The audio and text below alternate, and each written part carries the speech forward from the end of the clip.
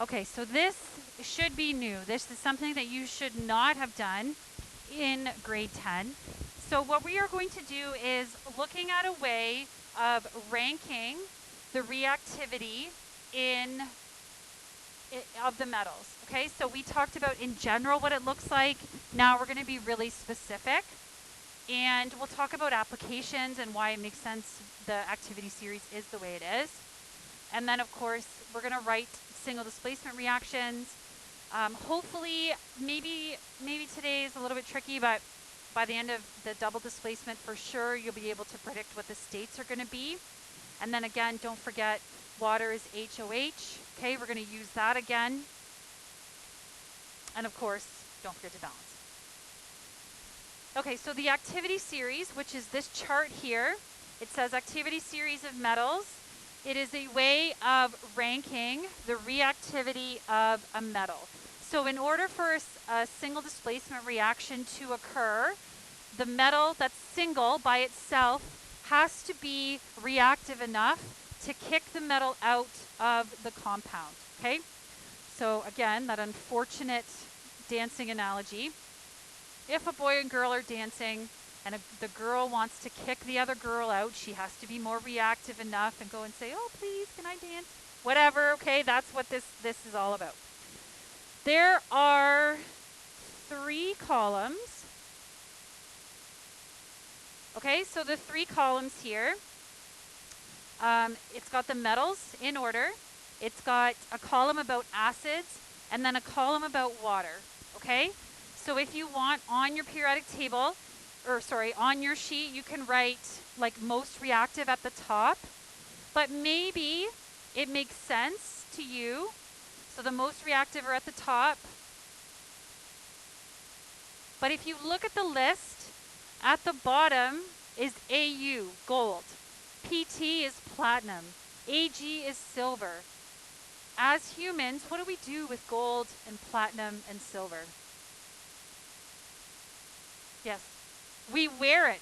Can you imagine if you put a metal on and it started reacting with your finger like a single displacement reaction? Obviously, that's not going to happen, okay? That's not going to work. So if you think about the reactivity, it actually makes sense. So even if you forget or you second guess yourself, at the top here, lithium, that is an alkali metal. We watched the video of how reactive those alkali metals were, right? And then at the bottom is the metals made with jewelry. So obviously, you know, or hopefully, anyways, that you don't put gold on you and immediately it starts to bubble and ruin your finger. There are some metals, like if you have something that's pure silver, maybe your grandparents or your parents have some kind of like special tea set or something, you have to it gets tarnished with the oxygen. Like it still can react a little bit, just not as instantaneously like that video we watched where they put it in the water and immediately, right? One of them broke the bathtub. Like that's obviously much more reactive. So that's just in general. The first column is how reactive they are from each other. The second column, it says displaces hydrogen from acids. That column is actually really straightforward because it goes up until hydrogen. Okay, so they're basically the same thing. The third column is a little bit tricky. So you do want to make sure if you have water that you take a look at that third column because not many metals will react with water to make hydrogen gas. Okay? And we already talked about, you guys just saw that it makes hydrogen gas, the bubbles. You guys just saw that. Okay, so we're going to just practice switching.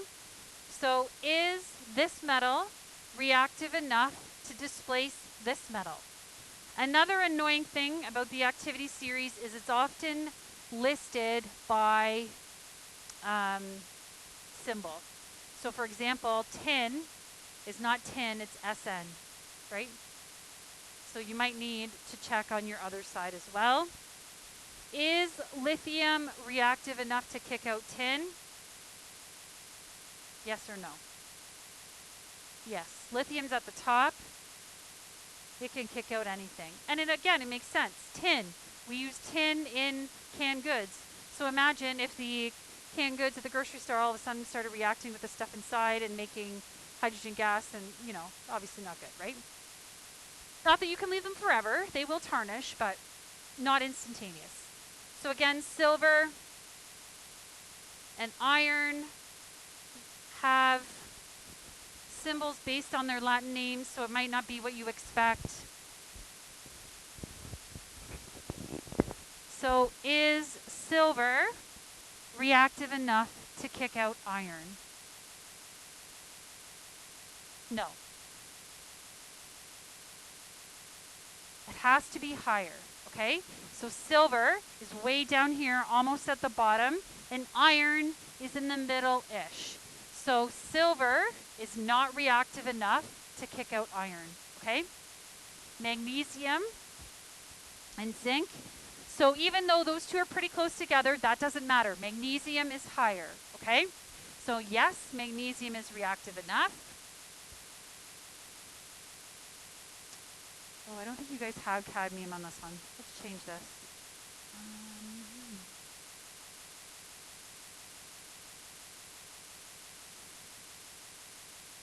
Copper, which again, we use, right, in our pots, in our wiring. So it makes sense that copper is pretty close to the bottom. Is it reactive enough to kick out barium? No. Do you have to memorize this activity series? No. You just have to know how to use it, okay?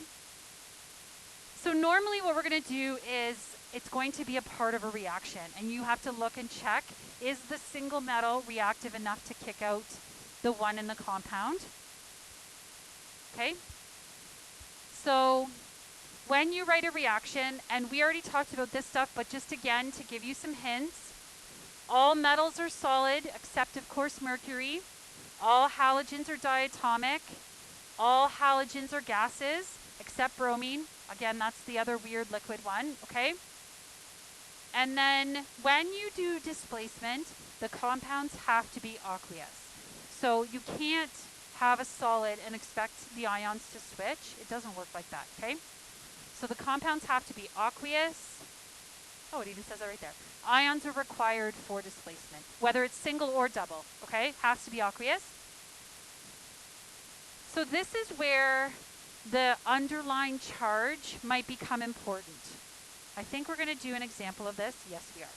So if you have an ionic compound that you need to make with a transition metal, but you don't know which charge to use because it was by itself, then you're going to use the underlying charge, which is the most common. Now, to be honest, if you did it and crisscrossed correctly and balanced it correctly, I probably wouldn't take marks off because that's ruthless. But in general, then you're going to use the underlying charge. Your textbook might call it the most common valence, but that's the same thing, okay? We're going to do one. I'll show you. So here, this one, we have iron and copper. So iron can be 2 or 3. Can you tell from this if it's 2 or 3? No. So then you're going to use the underlying charge, okay? But first, we have to decide, is iron reactive enough to kick out copper? Is iron above copper on the activity series? Yes, it is, okay? It doesn't matter which one you write first. If you want, write the copper first, because then it's out of your brain, that's easy. But we need to, because you have to crisscross, right, to make the product.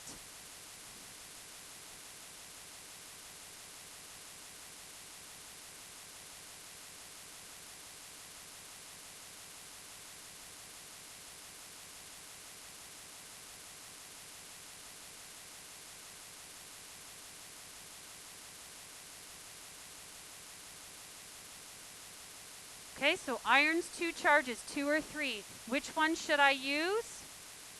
3. Why? It's underlined, okay?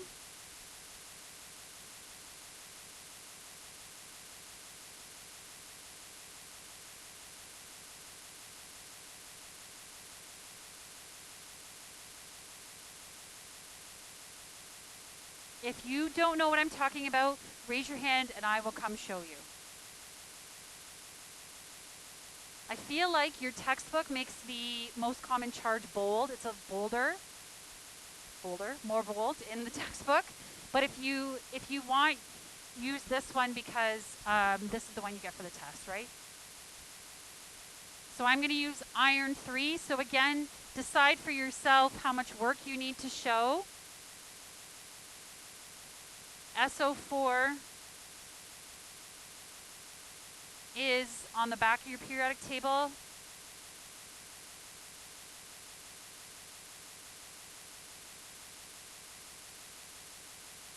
Okay, so this is nasty to balance, sorry, because there's 2s and 3s. So the 3 goes all the way across.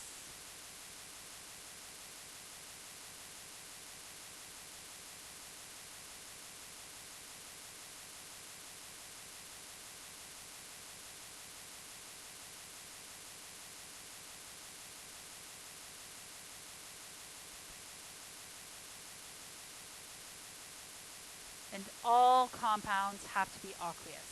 I'll show you a way to figure that out tomorrow, but for single displacement, the compounds have to be aqueous.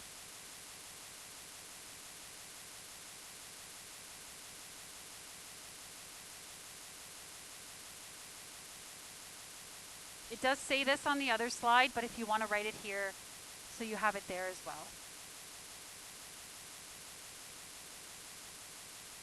Again, sometimes this doesn't matter. Like if you're, lots of times we're using alkali or alkali earth metals. They're not transition metals, so you don't have to stress too much.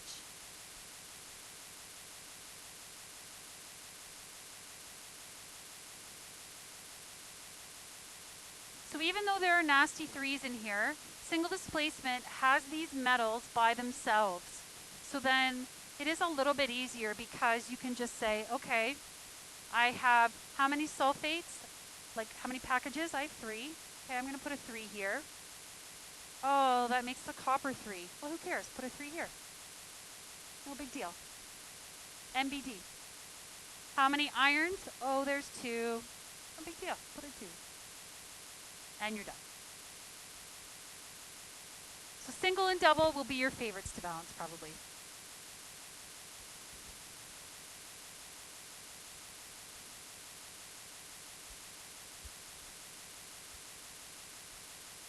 Okay, so now is silver reactive enough to kick out the calcium?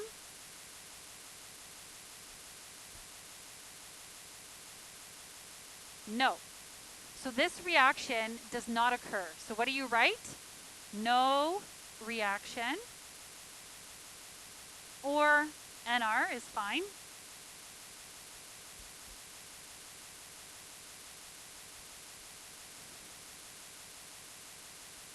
Okay, so but ask yourself, all right, so let's say this is a test and you have to do like a few single displacement questions. This is a lot of work, right? You had to crisscross, you had to balance, you had to state the types. No reaction is like 1 mark. Do you think that I would have many no reaction questions? No. Okay, so if you get, you're like, oh, no reaction, this is no reaction, maybe go back and pause and say, you know what, I think I'm going to check again, okay? Not that there will be none, but definitely writing the reaction is an important step, okay?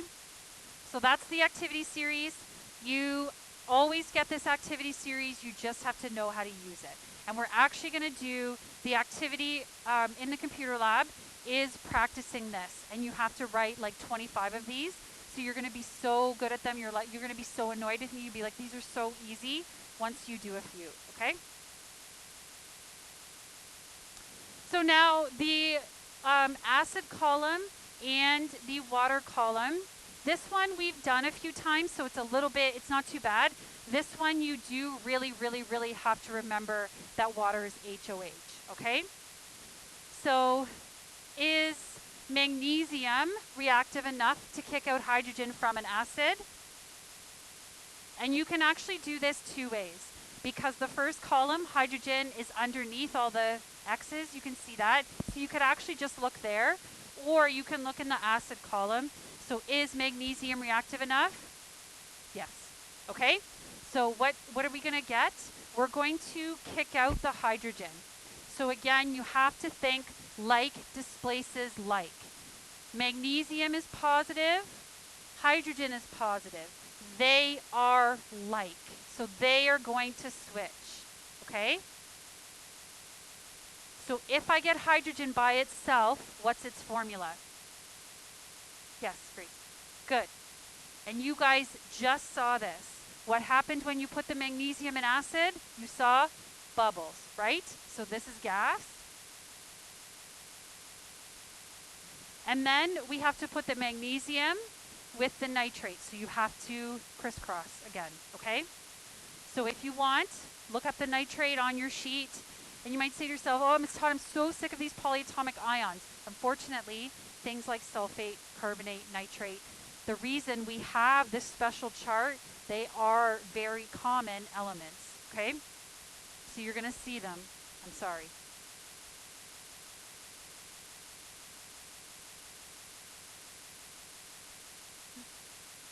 So decide how much work you want to show. Okay? If you need to write it out, and then think about the crisscrossing because you have to cross all the way across. You have to put it in brackets.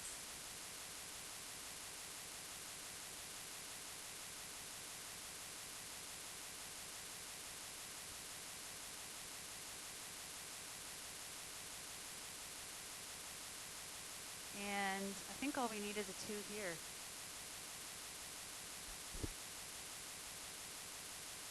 Okay, not too bad. Usually when you have a diatomic molecule, that does mean you're going to have to balance often because it's often 1 over here, but depends. Okay, so water, again, you know, if you're a highlighter person, get out your highlighter because water, you have to think of it like HOH. Or if you want to write it with the charges.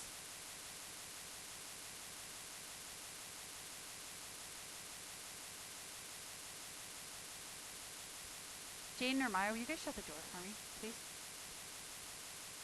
Thank you.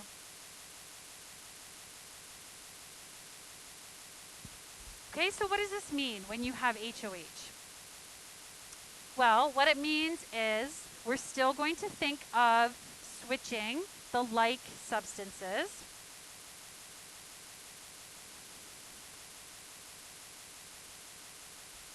So if you want to sneak it in here, whoops.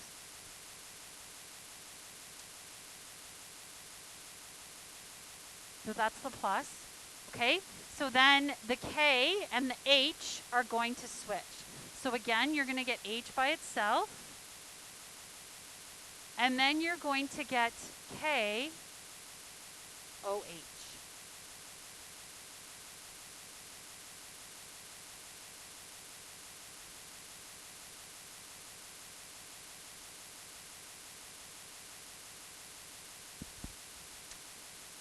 So lots of times students want to, sometimes people will write like this. They'll write potassium oxide, but it is supposed to be single displacement. So really, you should have 2 products. So just kind of try to remember this, okay? That it's going to switch, and then you're going to get a base. We did already talk about this a little bit, that if you have a metal, then a metal oxide makes a base. This isn't a metal oxide, but it is a metal making a base. There's just 1 extra product. I don't know. But this here, I'm going to even make 2 highlights. Water behaves like HOH. The good news is, again, even though this is sort of the trickiest kind, there's not that many metals that will do this, okay? So there's not that many choices, there's not that much variety in the kinds of questions you could ask here. It only works with lithium, potassium, barium, calcium, and sodium. So you get things like sodium hydroxide, which is a really common base, right? Potassium hydroxide, maybe calcium hydroxide if you are a person who suffers from indigestion. You know, calcium hydroxides, Malox is magnesium hydroxide, calcium hydroxide is what's the other one called? Tums. Okay, so maybe you know you've seen it before. This for sure is the nastiest. Okay. Okay, so for the halogens, sometimes students are like, Ms. Todd, why didn't you provide us with a halogen activity series? Well, the good news is it follows the position on the periodic table. Also, we've already talked about this, right? F for fun. Fluorine is the most reactive non-metal, okay? So fluorine is more reactive than chlorine, which is more reactive than bromine, which is more reactive than iodine. It goes in order. Again, we sort of ignore astatine because it's not a thing. So you look, now this is weird because you have spent really grade 10 and now most of this switching the metals. So now we have to think what are like. Okay, not the metal any longer, all right? And again, if you forget, it says down, if you use our periodic table, it says down here, halogens, okay? Tells you what that column is. Is fluorine reactive enough to kick out chlorine? Yes, it's the most reactive. It's at the top, okay? So it does follow the same pattern as well. The one at the top is the most reactive, just like the activity series, okay? Again, it doesn't matter if you write the compound first or the chlorine first. So these two are going to switch. Chlorine is diatomic. It is a gas. Again, it's on that slide about the hints, but it's also something you would have learned in history too. And then you're going to get sodium fluoride.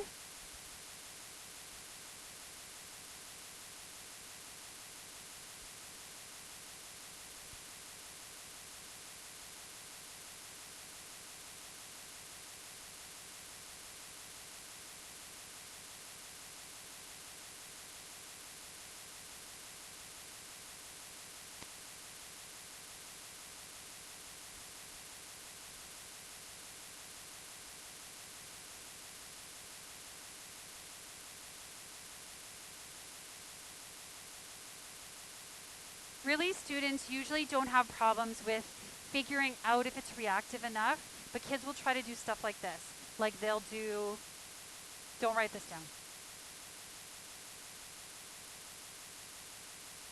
Okay, because you're so used to leaving the metals by themselves. So that's why it can be helpful. Okay, fluorine is negative, so is chlorine. Sodium is positive. I can't put negative, no, that never happens, right? Opposites attract. The plus needs to go with the new minus, okay? That's what we're doing. In all the kinds of displacement, even double. So now here, is iodine reactive enough to kick out the bromine? Nope.